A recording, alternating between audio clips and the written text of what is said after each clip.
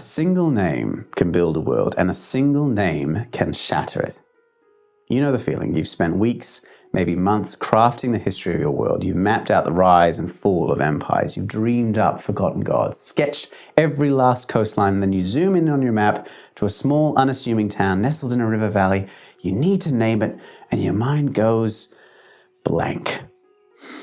Hello adventurers, welcome back to the Red Quills. My name is Ryan, and today we're going to be talking about how you can name things on your maps. Today I'm going to be creating a subset of a map that I made in my last live stream tutorial. In that live stream for 7 hours I sat down and answered questions and talked about world building principles and created this map of Altoria and Uroa. And it was an absolute hoot to do. We talked about iconography, we talked about different symbols, we talked about how to decide where coastlines and mountain ranges go, about how different cultures will be establishing themselves.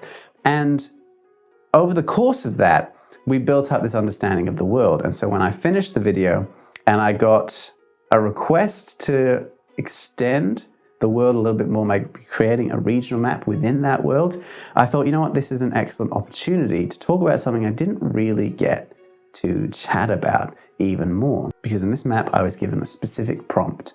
There would be at least 3 distinct cultures here, each of which needed its own naming style. And that would be an absolutely fantastic thing for me to talk about in a video when creating maps.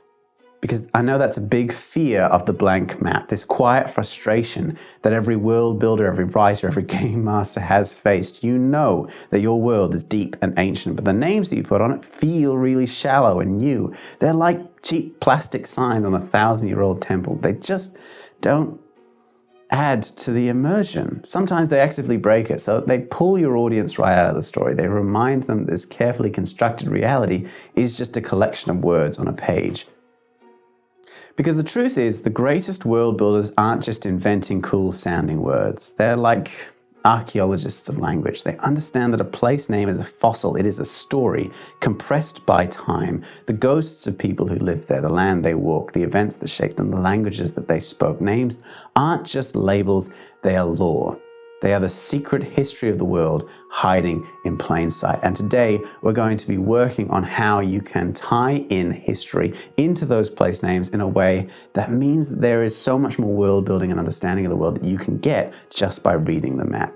A picture is 1,000 words, a map even more so. So let's talk about how to compress even more history into our maps. Let's see how we go. Before there were kings, before there were gods, before there were borders, there was just the land. And the oldest names in our own world, the ones that are stuck around for millennia, are almost always born from the geography itself. It's the most fundamental principle of naming because it's rooted in a simple, practical need of the first settlers to describe where they are. They weren't trying to be poetic, they were trying to be clear. And think about it, a group of people settles in a valley. What makes their valley different from the next one over? Maybe it's the river. Is the water unusually clear? They might call the sediment clear water. Is the river winding and serpentine? Maybe it's Serpent's Creek. In England, the name of the River Avon literally comes from an ancient Celtic word for river. So for centuries, people have been living by the river. And it sounds a bit silly to us, but it reveals this sort of fascinating layer of history where one language was built atop another without anyone knowing what the original word meant. And this is our first and our most powerful tool. Look at your map. Don't think about cultures or history yet, just look at the physical features. And let's start with the water, the lifeblood of any civilization. A town on a river could be named for its traits. Is it fast-flowing? Swiftfoot. Is it slow and muddy? Siltwater. Maybe where 2 rivers meet, the German city of Koblenz gets its name from the Latin confluentes, meaning confluence or joining. So you could have a city called the Twin Ford or River Meet. Think about the color of the water, the rocks in its bed, the life in it. And then you can look at highlands, like mountains or hills or cliffs, some of the most obvious features in any landscape. The most direct approach is just to describe them. The Rocky Mountains, the Black Hills. These names are simple and effective and timeless. In your world, a mountain range with a sharp, jagged peak could be called the Sawtooth or the Dragon's Spine. In Old Norse, fell meant hill or mountain, giving us places like Scafell Pike. In Old English, Don meant hill, so you could have your own versions. Shadowfell or Kingston. And forests are fertile for naming. What kind of trees grow there? Ironwood, ashwood, or pine watch? What character is the forest? Is it dark and menacing? Mirkwood is a classic for a reason. Is it ancient and rumoured to be magical? The whisperwood or the feywood? A clearing in a forest was often called a ley or a lee in Old England, which is why we have so many places ending in that sound. A clearing where the hunters might gather becomes Huntsley. A clearing known for its bright, sunlit meadows, Sunley. Even the soil and the rocks can give you a name. A town built near a big quarry might be called Quarry Town or Stonegate. A village in an area with rich black soil, Blackcroft. A city built on a white chalk cliff, Whitehaven. Possibilities are endless because the land itself is endlessly varied. So here's a quick exercise. Look at your map. Figure out the major geological traces. Think about where the mountains are, where the hills are, what the climate is, what the forests look like, how wide the rivers are. Find some unnamed towns or some places where towns could be and try naming it according to just its physical location. Nothing else, just physical location. We're going to work on that later, but write it down for now. Because if geography gives a place its body, then culture and history give it a soul. As soon as people settle down, the name of their home starts to get shaped by who they are, their victories, their losses, their heroes, and their gods. Place names are cultural artifacts, little bits of fossilized poetry that tells you what a society cares about. And let's start with the most obvious one, naming places after people. And this is a tradition as old as civilization itself. The famous example is Alexandria, the chain of cities Alexander the Great named after himself to stamp his legacy across his empire. In your world, the capital might be named for its legendary founder, like Baldur's Gate. This immediately tells your audience that Baldurin is a big deal. But you can use this to show a darker history. A fortress built by a hated tyrant could be called Vorlag's Folly by the people who eventually kicked him out. A city named Alara's Rest feels very different from one called Rorik's Fist. And who gets remembered and how they are remembered tells you everything about a culture's value. When you mix cultural layers with your geographical foundation, the results can be incredible. So let's take the name that you made before. Let's say that I wanted to call something Red Cliff Stead. So Red Cliff being a geographical thing, and stead is kind of a steading, it's a small settlement. Right, let's add some descriptive layers to that. Red Cliff Stead is based purely on its geographical location, right? But let's say that it was founded by a specific person. We call it Brianna's Stead. But then there's some kind of tragedy later on. You could call it Ashcliff Stead because a fire burned through the town and destroyed it long ago. They rebuilt, but it was always known after that point as a memory of what it once was.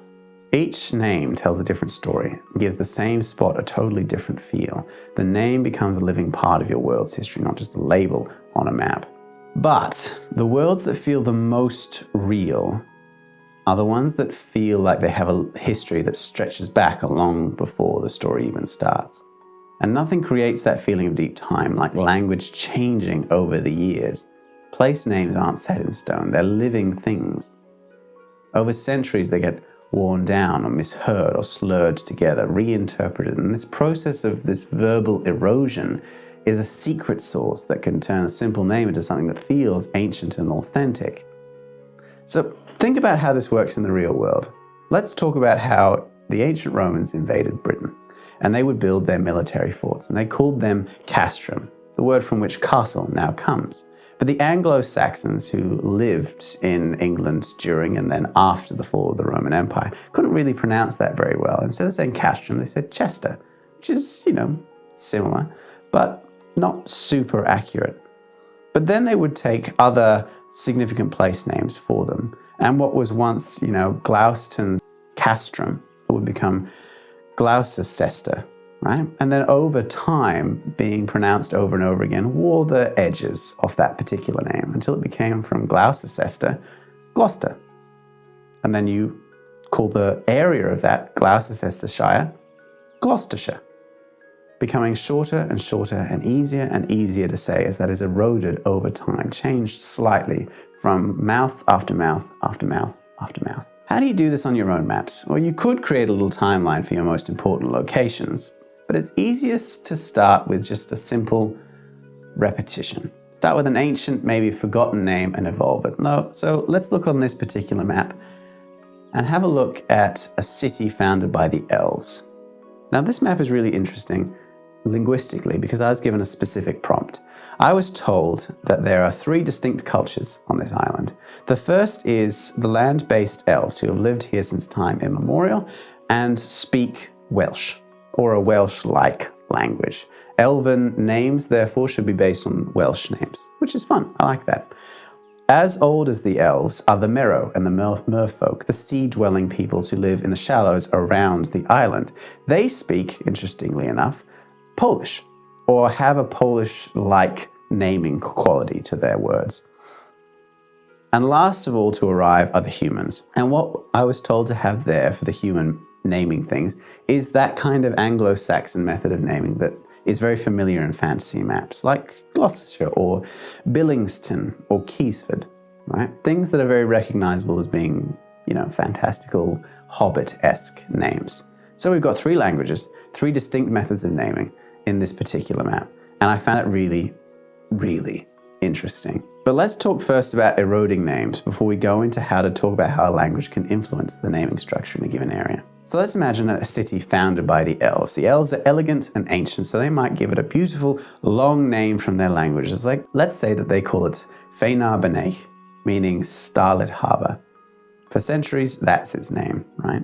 Then the humans show up. They're a more practical, less graceful bunch. They find Fineliner to be a real mouthful, so they shorten it, they simplify it, and in their mouths it becomes Feinabake. You can still hear the original, but it's lost some of that elven flair. And a few more centuries passed, the kingdom controlling Cradia fell, and the city becomes a rough and tumble port on the lake full of sailors and merchants.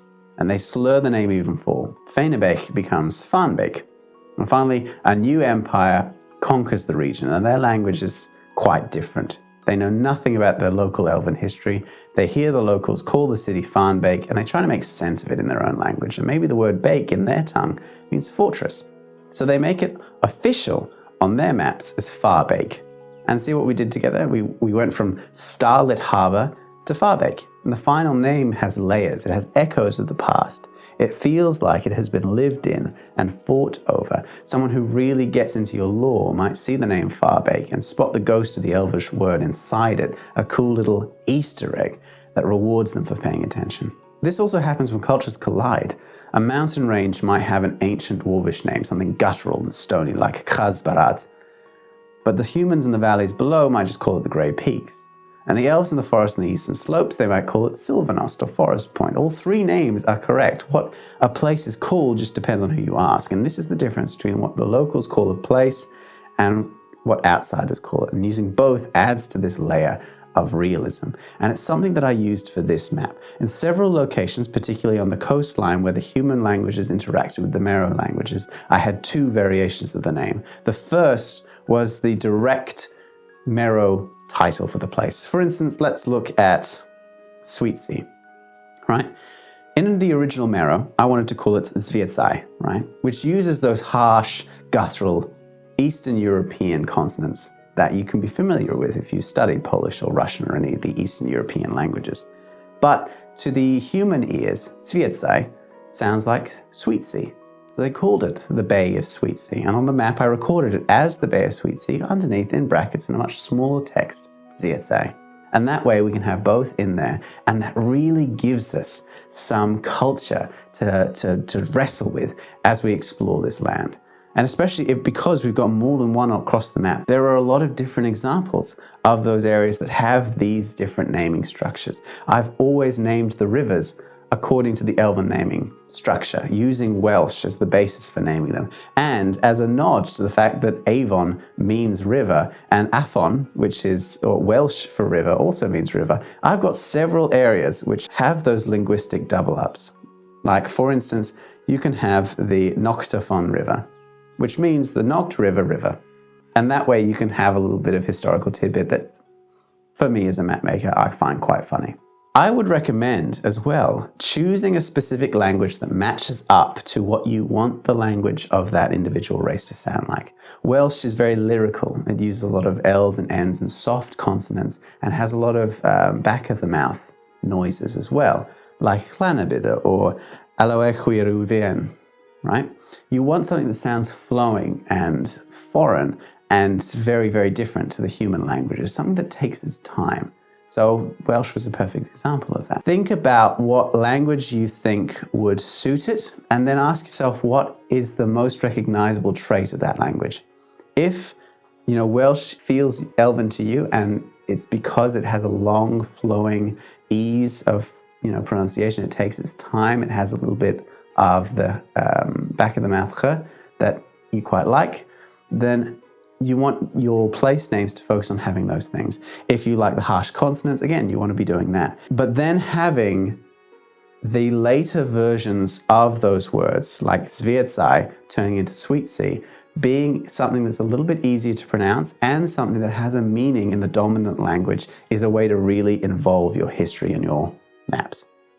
Another option as well, if you aren't really a linguistic buff, is to borrow and twist, rather than copying and pasting, right? And let's be honest here, even the great J.R.R. Tolkien, a professional linguistic scholar, did not create his languages from nothing. He based them on real-world languages that he loved, like Finnish and Welsh. You don't have to invent dozens of unique languages from scratch. In fact, one of the best ways to create rich, consistent-sounding names is to borrow inspiration from real-world cultures. There are over 7,000 languages on Earth, and each is a product of thousands of years of history. That's a massive toolbox of sounds and patterns and ideas just waiting for you to use.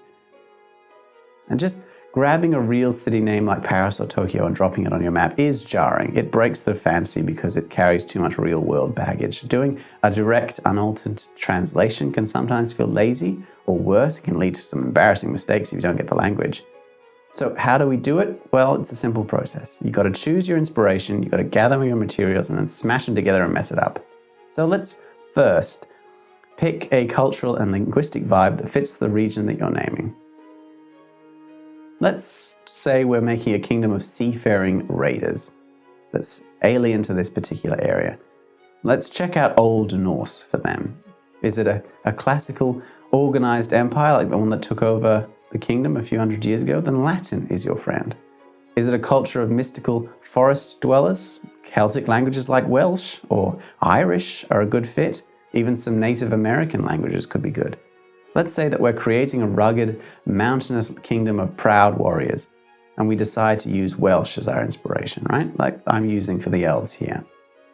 Second, we gather our materials. You don't need to be fluent. You just need a handful of words that fit your theme. You can use an online dictionary. You can look up words relating to your culture and geography. So for our Welsh-inspired elven civilizations, you can look up mountain, which is Mynydd, forts, Caer, rock, Craig, high, Uchel, black, dew, and valley, Cwm.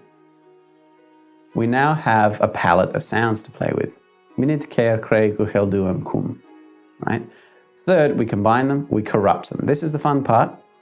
Start smashing these words and bits of words together. You can twist the spelling, you can smooth out the sounds, we can make them our own. I've already talked about doing this with Afon, which is river, so let's do it with some of the others. Let's name a fortress high on a black mountain.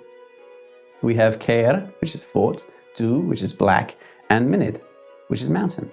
A direct combination might be Caer do Mynydd, right? It's a little clunky. Let's start twisting it. Maybe we can shorten it to Caerdun, which sounds pretty good, strong and simple. Maybe we combine Caer and Mynydd differently, Caernid or Caernid. I've used for a lot of the old fortresses on this map the old Scottish naming tradition of calling them Dun, then a suffix, like Duntire or Dunsinner. Right? This is a reference to their ancient history with the elves. They took on the idea of the names that they were called in fear by the elves as being this sort of honorable, war trophy. They loved it. They thought it gave them some power. But for the elves, these are, this is a curse. They are calling these places black and twisted and evil. And I really liked that for this part of the world building. And when you do this with the same source language for a whole region, you get a set of names that sound like they belong together. A reader might not know that Caerdun and Comdu come from Welsh, but they'll subconsciously pick up the similar sounds and rhythms. And it creates a feeling of this cultural cohesion. It makes the region feel like a real place with its own identity. And one last really important step. Always do a quick Google search on the names that you come up with if they're going to be important names. Just in case. After all this talk of epic history and linguistic depth, I'm going to share one last secret, and it might be the most important one for making your world feel real. Not every name needs to be epic. In fact, a map full of names like Shadowfall and Dragon's Breath Peak and the Sunken City of Sorrow can get pretty exhausting and feel very unrealistic. Real life is full of names that are simple and descriptive and sometimes just plain boring, and your world should be too. For every Rome, there's a new town. For every Babylon, there's a Westfield. The authenticity of your world is built just as much on the mundane as it is on the magnificent. Small villages, farming communities, little hamlets are often named for the most obvious things. Names like North Farm, Easton, literally East Town, or Bridgewater aren't exciting, but they're real. And they feel real, and they ground your world. And sprinkling in these kinds of names across your map provides a crucial backdrop of normalcy, which makes the more important, more evocative names really pop. It gives your world texture. So, I started this map by being given the prompt of having multiple different languages and how I can name things based on those languages that also came together to make a world that felt real and inviting and explorable and had its own history. And I think we've really succeeded in doing that.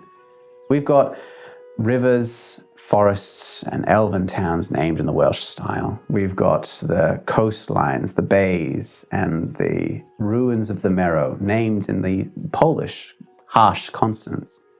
We've got this Anglo-Saxon feel to the villages and the hamlets, and a more Latin feeling for the most important, more official settlements that have been taken over as administrative centers for the empire. And by layering the different languages like that, we've got something that feels like it's got a lot of history. And that's the intention that we wanted here, how those different naming styles can come together to make something that implies as much as it explores. That gives you, the world builder, the option to make more things.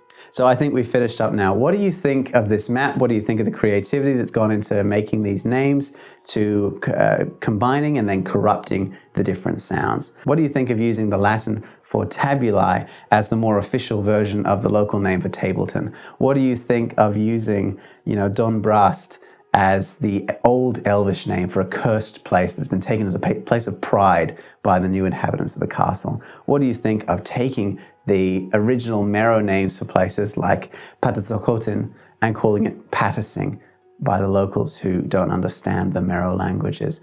What do you do for your own worlds as well? I would love to hear about how you've developed your languages in your own worlds. I've already gotten some fantastic comments on previous videos about the naming structures that you use, and I would be really, really interested in hearing the tricks and tips and the processes that you created for your own worlds too.